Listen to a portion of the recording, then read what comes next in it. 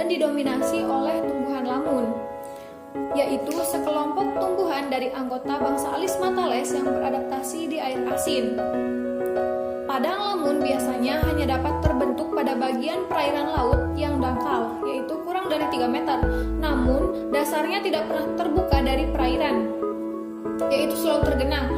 Ia dapat dianggap sebagai bagian dari ekosistem mangrove, walaupun padang lamun ini dapat berdiri sendiri. Padang lamun juga dapat dilihat sebagai ekosistem antara ekosistem mangrove dan ekosistem terumbu karang. Padang lamun memiliki struktur rizoma yang sangat luas dan kuat sehingga mampu menjaga stabilitas sedimen dasar laut dan mencegah abrasi akibat arus dan gelombang laut. Selain itu, lamun memiliki kemampuan filtrasi yang bagus dan secara efisien dapat menjaga ekosistem terumbu karang dari masuknya sedimen ke arah laut. Padang lamun yang luas membentuk habitat bagi banyak organisme laut dan saling berinteraksi membentuk ekosistem padang lamun seperti gambar berikut ini. Fauna yang hidup di padang lamun menunjukkan heterogenitas yang sangat tinggi dan dari berbagai taksa serta karakter ekologi yang berbeda-beda. Komponen fauna tersebut terdiri dari yang pertama, infauna spesies, yaitu fauna yang hidup di dalam substrat seperti nematoda dan sebagian moluska. Yang kedua ada epifauna, yaitu spesies fauna yang dapat hidup pada batang maupun daun, baik yang hidup sesil maupun motiledan. Fauna yang hidup di atas substrat seperti kelompok Echinodermata dan sebagian besar moluska. Yang ketiga yaitu epibenthik spesies yang merupakan fauna yang lebih besar dan hidup bebas di padang lamun, baik di atas kanopi maupun di bawah kanopi seperti ikan, dugong, dan penyu. Komunitas padang lamun ini memiliki produktivitas primer dan sekunder yang sangat tinggi sehingga dapat mendukung keberlimpahan dan diversitas ikan dan invertebrata.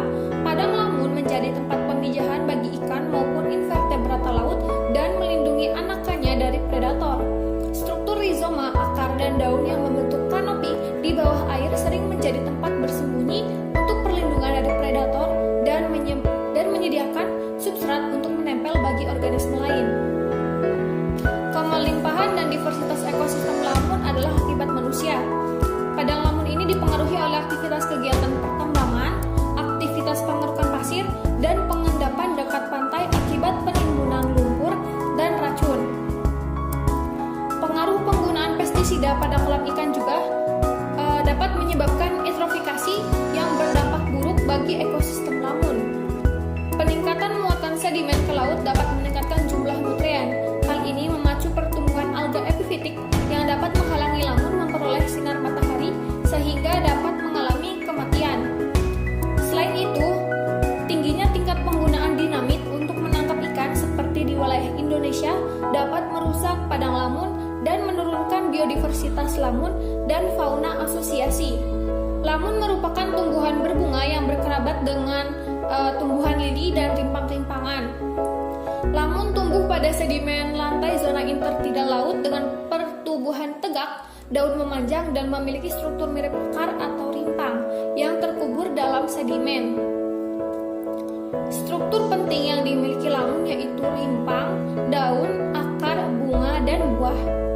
Rimpang lamun tersebut sangat panjang dan setiap interval tertentu akan membentuk rimpang vertikal yang nantinya tumbuh daun dari basal area. Percabangan hasil dari rimpang horizontal ini akan membentuk tutupan lamun yang luas yang biasanya disebut padang lamun. Sekian yang dapat saya sampaikan, kurang lebihnya mohon maaf.